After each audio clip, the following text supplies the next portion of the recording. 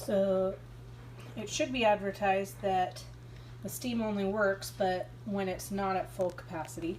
I bought it for its 500 milliliter full capacity, and obviously you can't use it at that.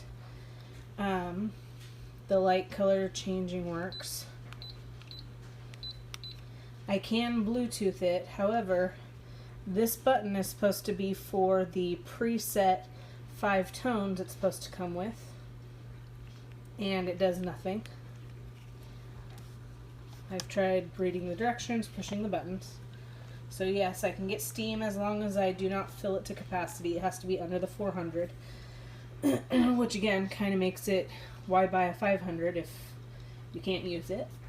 And then the volume on this one really stinks. I don't know if I can connect it to Bluetooth while I'm recording. Let's see.